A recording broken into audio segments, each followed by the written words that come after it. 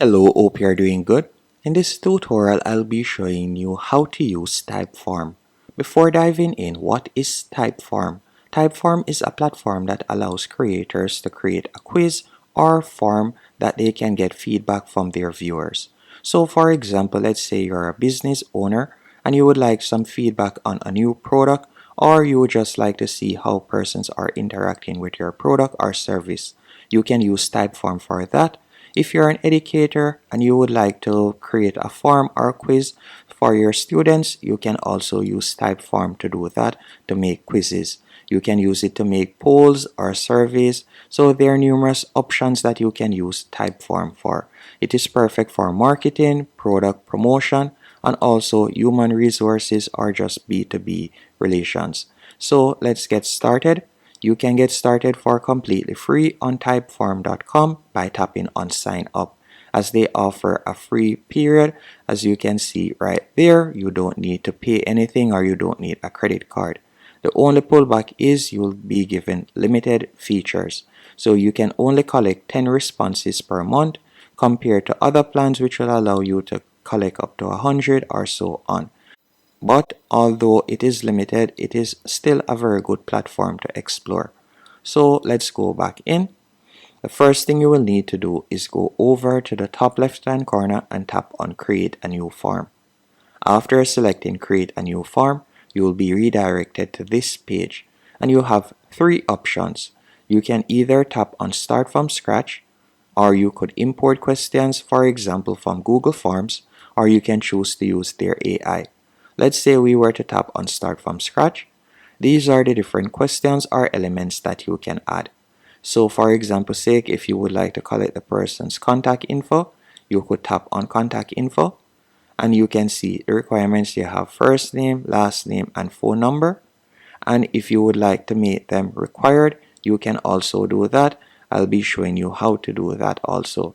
And you can edit anyone. So if you would like to remove one of them, so let's say we don't want to require the phone number, you could simply tap on the eye icon from the right hand menu option to remove that option, as you can see right there.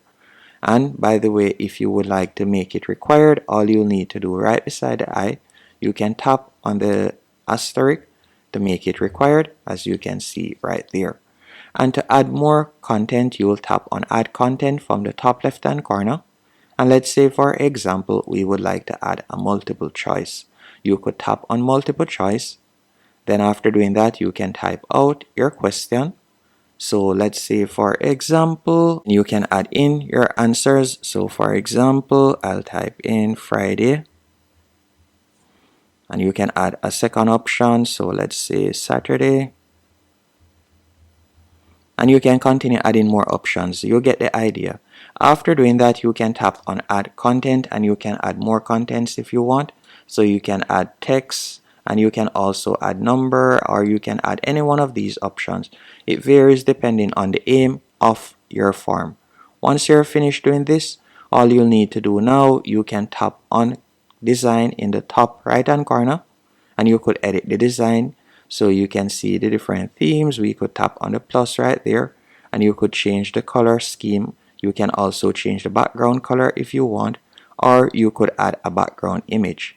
Then you're going to tap on logic from the top navigation bar. So let's do that. Let us cancel this real quick and we're going to save it. So let's tap on save. Then we're going to tap on logic.